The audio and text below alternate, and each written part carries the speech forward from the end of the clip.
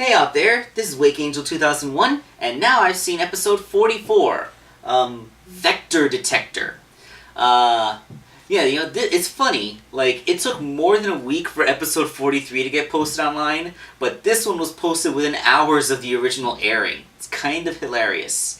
And oh yes, I wanna talk about the cable provider. I live in the Bronx, and our cable provider is IO from Cablevision, and their service is kind of sucky.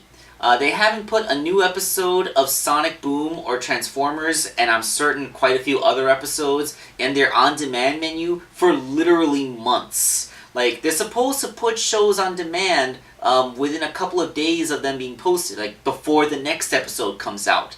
And they're really dropping the ball.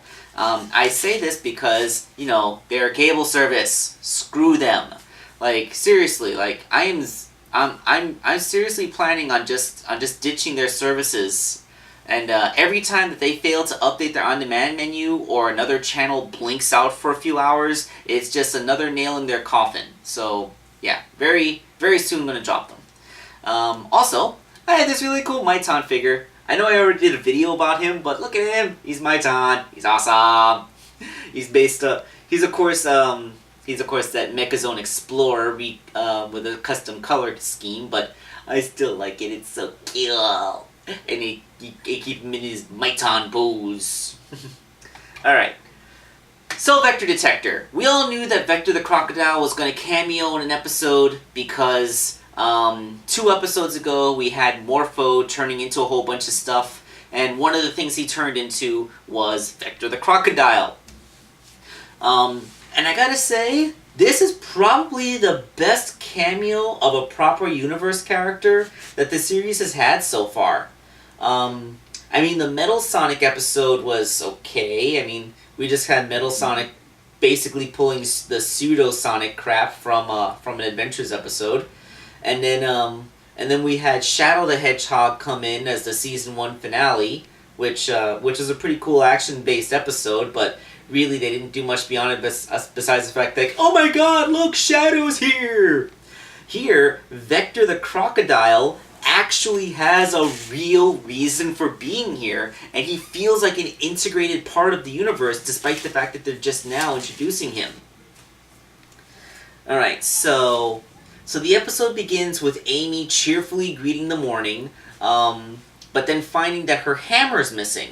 It's funny how she keeps it mounted on the wall, because, like, I'm so used to Amy just keeping it in her magical cartoon hammer space where she can literally summon it up. So the fact that it's a thing that she has to carry around and store in her house in this show, that seems kind of weird. Although I'm guessing it's a magical hammer to probably, like, it's probably like a Magisword that it shrinks down and she keeps it in her pocket or something. But, it can't stay like that forever, which is why she keeps it mounted. Or maybe she just likes to look at it. I don't know. But what happens is that she doesn't have her hammer, and it's pretty upsetting to her because, she likes her hammer. It's her thing. So they're all walking around the village, and Amy's wondering what could have happened to her hammer, and she says, like, it's like Sonic without his speed, or Knuckles without his fist. And it's like, yeah, I don't know what I would do without my fist. Ah, where'd my fist go? And Six is like, they're your hands. Oh! For a second there, I thought I was as useless as Amy without her hammer. So they see Eggman walking by with a bag of groceries, like, hello, losers, what's up? And he's like, Eggman, did you steal the hammer? And he's like, what? You think I would steal the hammer? That's terrible. You know what? You got me so upset you ruined my morning. Like, oh, what are you gonna do? Attack us? And so he gets a bunch of his ball bots to attack them. So what follows is an action beat, and Amy actually tries to hit something with nothing. She sees everybody around her fighting the robots, including Styx doing some really impressive work with a bow staff, and she's like, what am I supposed to do with my hands? I don't know how to punch things. I would expect Amy to punch things. That's not her thing. So she can't fight, and she's really upset, and she runs off crying. And Sonic's like, sorry, Eggman, we gotta make this a quickie. So he jumps up and he knocks Eggman's Eggmobile and is like, I understand. So they go back to her house and they're trying to figure out how to find her hammer when Amy says that she called a professional. And this is where Vector the Crocodile comes in. Now, the funny thing is, they know Vector. Sonic is like, Vector, what are you doing here? Oh, and Vector looks very much like his proper universe counterpart. He has the exact same physical proportions. He still wears the chain around his neck. The only difference is that now he has on a black vest, and he has one of those star tattoos on his bicep. So, you know, Boom Vector is very, very similar to proper universe Vector. Like, not like Sonic with his blue arms and being physically taller, or Knuckles with being built like Storm the Albatross. He's more like Amy and Tails. It's like the same character design, just in a slightly different outfit. I digress. But yeah, it's still really cool to see an actual factual Vector the Crocodile cameo, and that he has a real purpose. That's still cool. Alright,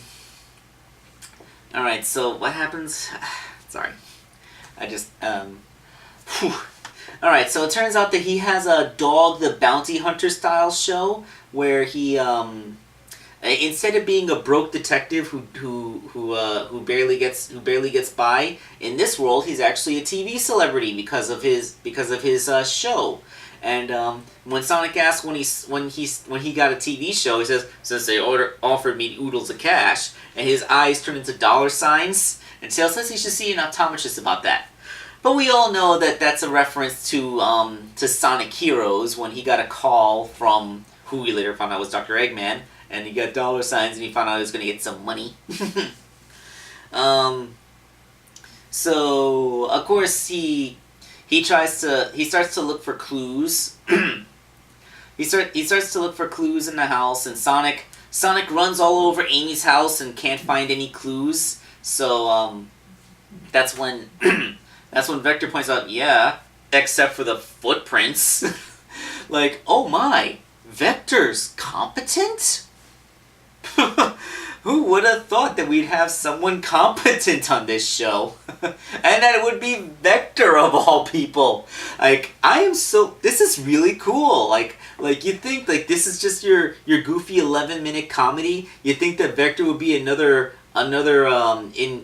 useless idiot like everybody else in the world, but no, he's actually a pretty competent and successful detective.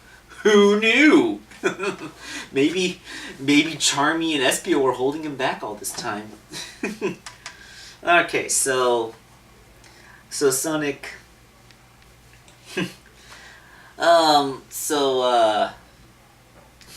Sorry, I'm kind of losing track of my own head here. So, when they follow the footprints and they find a Mayburger VIP card.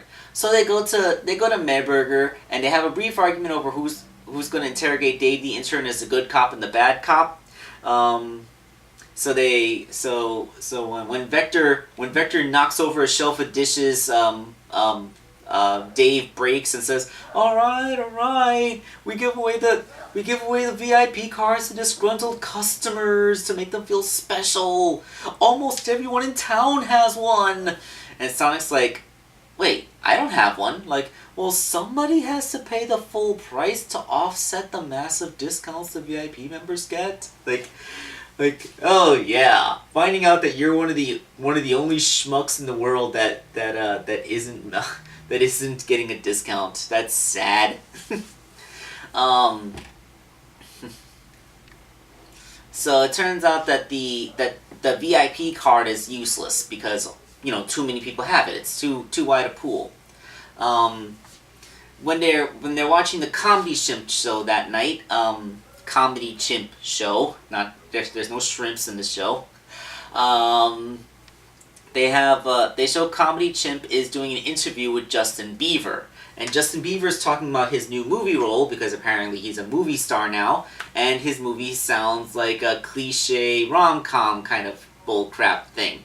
So So Comedy Chimp says that it sounds that he's heard of butter knives that were less dull than that, and it's really boring. And Beaver walks out in a huff, and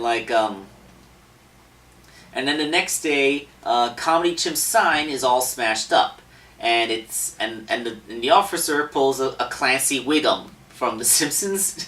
like he says, "Go move along. There's nothing to see here." Like, "Oh, hey, look at that! Someone totally smashed up the sign. Hey guys, check this out." Yeah, Clancy Wiggum did that exact thing. Like, nothing to see here. Oh, wait, look at this big smoking crater. Look, guys, crowd around. And Amy notices, like, she can recognize the handiwork of her hammer anywhere because the marks on the sign match her hammer perfectly. So this is another clue.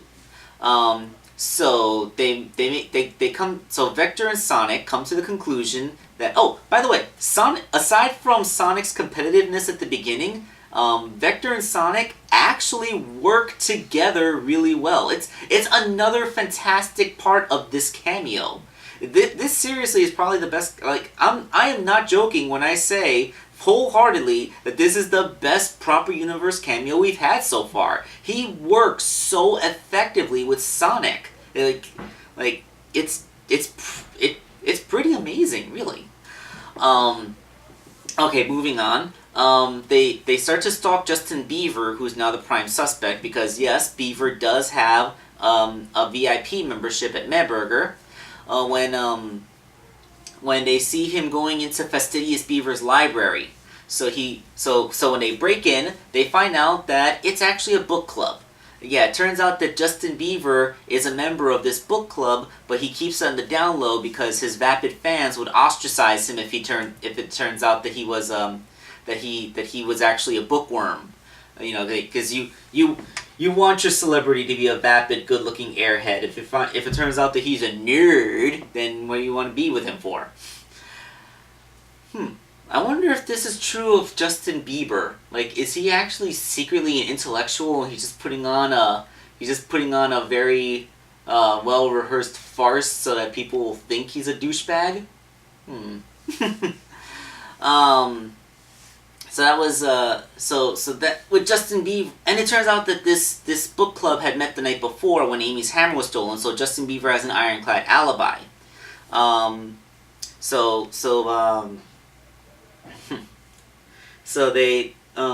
they're trying to find another clue to see if they can find another suspect when they find a pie that looks like it's been eaten out from the middle. So they hold a pie social to see if anybody eats their pies from the middle, but nobody eats their pies that way. So Sonic's saying how that was a waste of time, and Vector says that they just gotta think of something else. And when they see the Comedy Chimp show again, they see that that Wolf. The wolf sidekick guy gets hit in the face with a pie, and when it comes off, it leaves an impression in the middle of the pie exactly like the one that they found. So they get the cops to go over to the sidekick guy, and they open up his prop chest and they find Amy's hammer. They conclude that he stole it because he's a prop comic and a big comedy hammer is something that he could use in his routine. So Amy thanks Vector for finding her hammer and that it's irreplaceable and one of a kind. And when she hugs Vector, Sonic is visibly jealous. Just thought I'd mention that. And Vector realizes something because Vector is a competent detective. So when Amy mentioned that the hammer is one of a kind, he realizes that it doesn't make any sense for Sidekick Wolf to have stolen it for his act, because as soon as he whipped it out, they would have easily recognized it as Amy's hammer and realized he stole it. There would be no reason for him to steal it. That's when he realizes that wasn't the bad guy. It turns out that there was someone else who has a VIP card, a grudge against Comedy Chimp, and would try to frame Justin Beaver, because they pointed out how the clues pointed to Justin Beaver at first, but then new clues pointed to Sidekick Wolf when it was revealed that Justin Beaver couldn't have done it. It turned out to be the TV producer. What's his name? Hold on. It's I have the episode keyed up right here.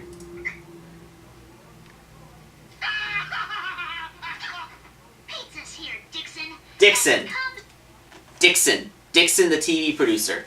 So they confront Dixon at his home, and when he's caught out, he tries to run away, but Amy stops him with her hammer, and they catch him like, we caught our man, and nobody got hurt. And that's when they reveal that the wolf guy is still in the prison because they forgot to release him when they found out he was innocent.